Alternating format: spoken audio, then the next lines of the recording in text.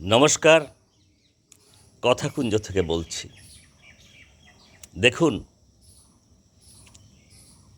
প্রত্যাশিত ছিল অন্তত এই বাংলায় চর্চায় থাকবে, বেজে উঠবে রবি ঠাকুরের গান, কবিতা। যেমন ধরুন, বাংলার মাটি, বাংলার জল, বাংলার বায়ু, বাংলার ফল, কিংবা বাঙালির পণ, বাঙালির আশা, বাঙালির প্রাণ, বাঙালির মন, বাঙালির ভাষা, এসব নিয়েই তো। কিন্তু আমরা কি দেখছি, অন্তত খুব সম্প্রতি রাস্তাঘাটে, শহরে, মফস্বলে কান পাতলেই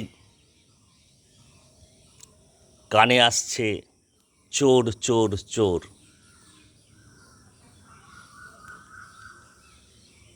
এক আশ্চর্য আশ্চর্য বা বলি কী করে, আমরা দেখতে দেখতে, শুনতে শুনতে,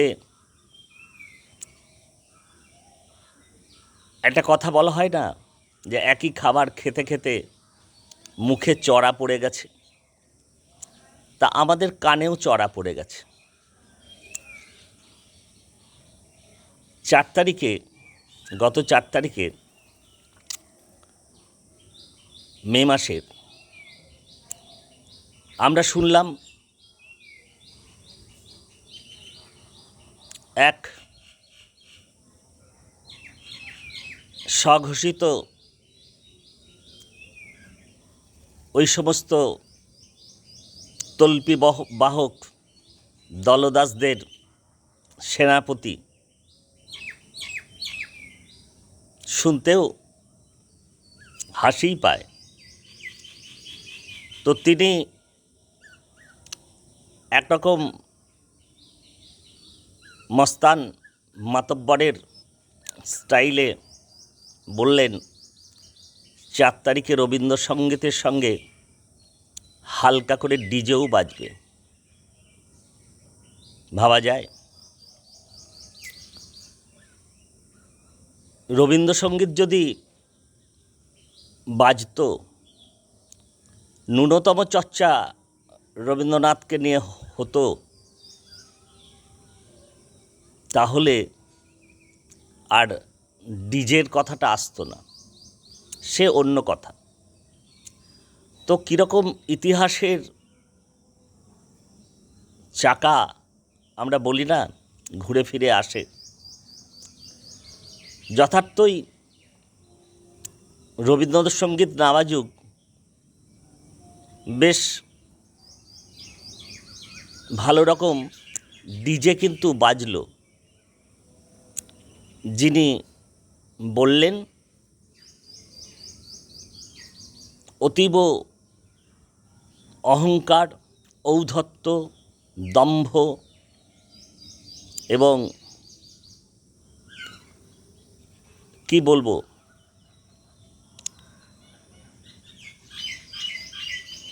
যে ভাষা মস্তানের ভাষা, যে ভাষা কোনো শিক্ষিত সভ্য ভদ্রলোক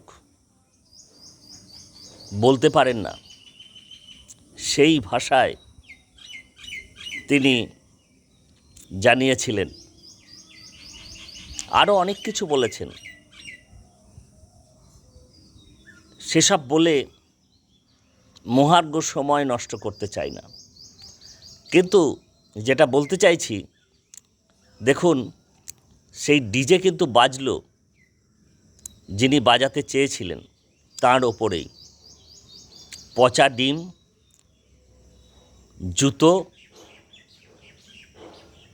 চটচাপ্পর, কাম্য নয়, একেবারেই কাম্য নয়।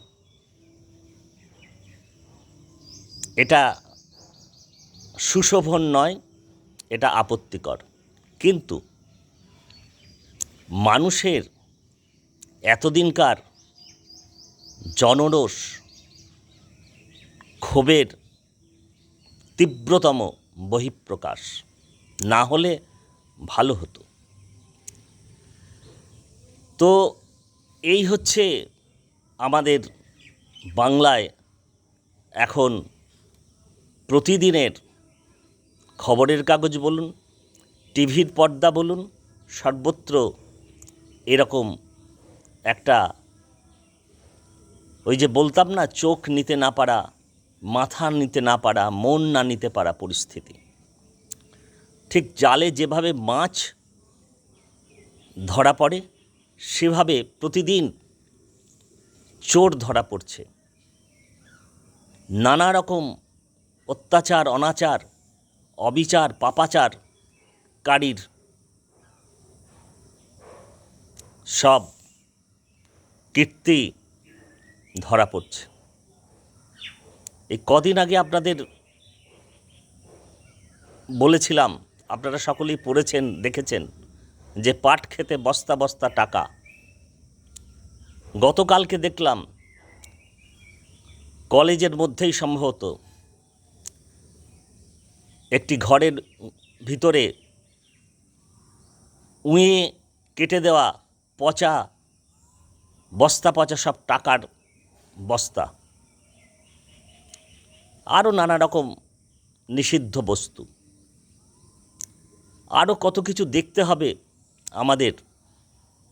সেই চোখ নিতে না পারা, মাথা নিতে না পারা দৃশ্যগুলো। তাহলে গত 15 বছর ধরে কি চলেছে? আজকে একটা নতুন সরকার এসছেন, একটা বদল সময় এসেছে। আমরা অবশ্যই অপেক্ষায় থাকব, দেখব যে এই সমস্ত আবর্জনা জঞ্জাল যাতে নতুন সরকার যারা রয়েছেন দায়িত্বে, তারা ঝেঁটিয়ে বিদায়, আমরা সেই মাঠ ঝাড়ু মেরে ঝেঁটিয়ে বিদায় কর তারা করবেন, উদ্যোগীও হয়েছেন, পদক্ষেপ নিচ্ছেন। পাশাপাশি এর আগের পর্বগুলোতেও বলেছি, এই যে বুলডোজার, এই যে হকার উচ্ছেদ, এগুলোর একটা যেখানে দরকার আছে হোক, কিন্তু এর একটা নিয়ন্ত্রণের মধ্যে থাকুক। হকার ভাই বোনেদের, যারা দিন আনি দিন খাওয়া মানুষ, খেটে খাওয়া মানুষ, তাদের কথা বিবেচনা করে তাদের একটা যথার্থ পুনর্বাসন ইত্যাদি বিষয়গুলো কিন্তু একটু দেখবার রয়েছে। না হলে মানুষের কাছে একটা ভুল বার্তা যাচ্ছে। এটা সবিনয়ে নতুন সরকার এর দায়িত্বে যারা রয়েছেন তাদের বলবো। কিন্তু অনেক ভালো পদক্ষেপ তারা নিচ্ছেন। অন্তত এই বিগত দুর্নীতির, বিগত যা কিছু আবর্জনা জঞ্জাল আমাদের এই শস্য শ্যামলা সুজলা সুফলা বাংলায়